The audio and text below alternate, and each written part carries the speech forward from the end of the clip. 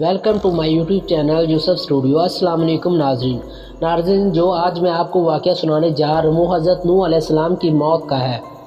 قوم نوح علیہ السلام میں ایک بدبخت بوڑھا تھا جس کا نام کسا تھا۔ ایک دن اپنے بیٹے جداؤ کو اپنے پاس بلایا۔ اس نے اپنے بیٹے کو وصیت کی، دیکھو بیٹا، کبھی بھی نوح علیہ السلام کی باتوں میں نہ آنا، بلکہ وہ جہاں نظر آئے اس کو اذیت پہنچانے میں کوئی کسر نہ چھوڑنا۔ یہ ہمارے باؤ اجداد اور ہمارے معبودوں کو برا بھلا کہتا ہے۔ اس کے بعد وہ اٹھا اور اپنے بیٹی کو لے کر حضرت نوح علیہ السلام کی تلاش میں نکل پڑا۔ اسے حضرت نوح علیہ السلام نظر آئے تو کہنے لگا، یہ ہے وہ شخص جس کے بارے میں تجھے نصیحتیں کر رہا تھا۔ اس کی باتوں میں آ کر اپنے مذہب کو نہ چھوڑنا اور نہ ہی اپنے باپ دادا کے دین کو کبھی چھوڑنا۔ یہ بدبخت بیٹے نے باپ کی باتیں سنی تو اسی وقت باپ کے ہاتھ سے اس کی لاٹھی پکڑی اور حضرت نوح علیہ السلام کے سر پر دے ماری، جس سے آپ کا سر مبارک پھٹ گیا اور خون بہنے لگا۔ آپ نے بارگاہ الہی میں عرض کیا، یا رب العالمین، میں نے اپنی قوم والوں کو شب روز ہدایت کا درس دیا، لیکن انہوں نے ہمیشہ رائے حق سے فرار اختیار کی۔ القرآن پھر فرمایا، اے اللہ، اگر تو ان پر نظر رحمت فرماتا ہے تو انہیں ہدایت کا رستہ دکھا، مجھے ان بلاؤں پر صبر عطا فرما، کیونکہ اب طاقت اور صبر ختم ہو گئی ہے اور ان کی حرکتیں برداشت سے باہر ہو گئی ہے۔ کاش مجھے علم ہوتا کہ اس قوم سے کوئی بھی ہدایت پا لے گا۔ ارشاد باری تعالیٰ ہوا، ہم نے نوح کے پاس وحی بھیجی، اب تمہاری قوم میں کوئی ایمان لانے والا نہیں ہے، جنہیں ایمان لانا تھا وہ لا چکے ہیں۔ پھر اللہ تعالیٰ ارشاد فرماتا ہے، اے نوح، اب ہدایت پانے والوں میں نہ تو باپ کی سلیبوں میں ہے اور نہ ہی ماں کی رحموں میں کوئی باقی رہا۔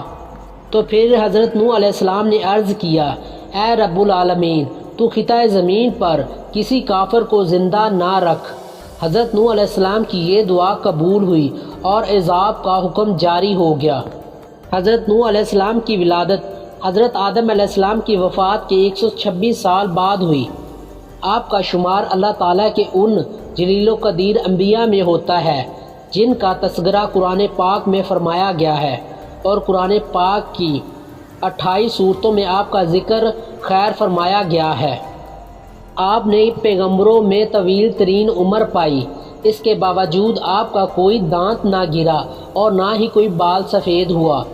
عبادت اور ریاضت کا یہ عالم تھا، ہر دن اور رات میں 1000 رکعت ادا کرتے، اور آپ ہی کو اس سلسلے میں اولیت حاصل تھی کہ آپ کی بد دعا سے امت ہلاک ہوئی۔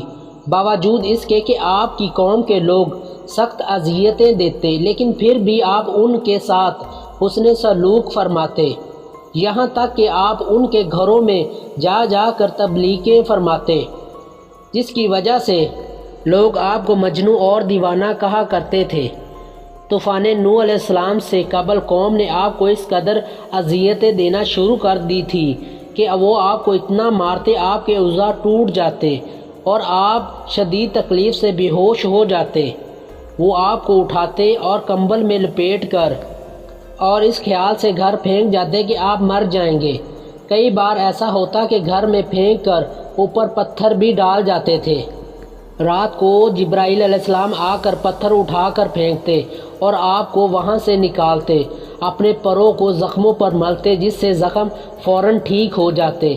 اگلا دن ہوتا تو آپ پھر قوم کو گمراہی سے نکالنے کے لیے نکل پڑتے۔ تاریخ طبری میں ہے کہ حضرت ابن عباس رضی اللہ تعالیٰ عنہ سے ایک روایت ہے کہ اللہ تعالیٰ نے 480 سال کی عمر میں حضرت نوح علیہ السلام کو نبوت عطا فرمائی۔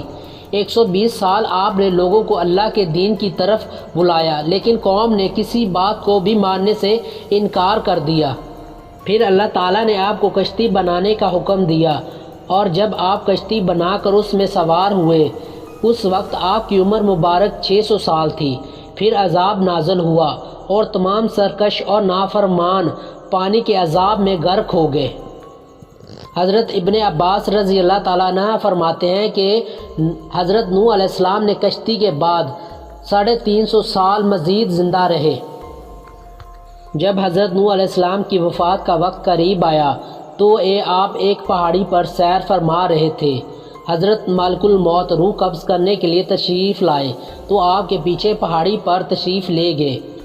جب ملک الموت کا سامنا حضرت نوح علیہ السلام سے ہوا تو عرض کی، موت کا وقت ہو چکا ہے۔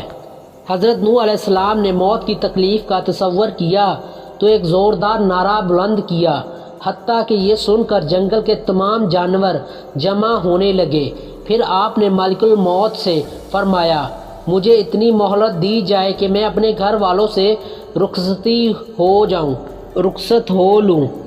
آپ کا یوں فرمانا اس وجہ سے نہ تھا کہ معاذ اللہ آپ موت سے فرار حاصل کرنا چاہ رہے تھے، بلکہ آپ تو امت کو یہ دست دے رہے تھے، موت کا لمحہ آنے سے پہلے جو اچھے عمل کر سکتے ہو کر لو، کیونکہ بالوقت انتقال کسی عمل کی مہلت نہیں ملے گی۔ چنانچہ ملک الموت نے کہا کہ مجھے اس کی اجازت نہیں کہ میں مہلت دے سکوں۔ یہ سن کر آپ نے فرمایا کہ اس جنگل میں میری نماز جنازہ کون پڑھائے گا؟ ملک الموت نے کہا، ابھی جبرائیل علیہ السلام ملائکہ کی ایک جماعت کے ساتھ سفر میں ہے جو اسی مقصد کے لیے آ رہے ہیں۔ یہ معلوم ہوا تو آپ وعدہ الہی کی تکمیل کے لیے رضامند ہو گئے۔ اسی سنا میں حضرت جبرائیل علیہ السلام تشریف لائے اور دریافت کیا، اے انبیاء میں سب سے طویل عمر پانے والے، آپ نے دنیا کو کیسا پایا؟ حضرت نوح علیہ السلام نے فرمایا، یہ دنیا اس مکان کی مثال ہے جس میں 2 دروازے ہو، ایک سے داخل ہو اور دوسرے سے نکل گئے۔ اس کے بعد ملک الموت نے آپ کی روح قبض کر لی، چنانچہ فرشتوں نے آپ کو غسل دیا اور وہیں آپ کی نماز جنازہ پڑھا دی گئی۔ کہا جاتا ہے کہ آسمان کی مخلوق کسی کی وفات پر ایسا نہ روئی جیسے کہ آپ کی رحالت پر۔ دوستو، اگر مزید اچھی ویڈیو دیکھنی ہے تو ہمارے چینل کو سبسکرائب اینڈ لائک شیئر ضرور کریں۔ شکریہ۔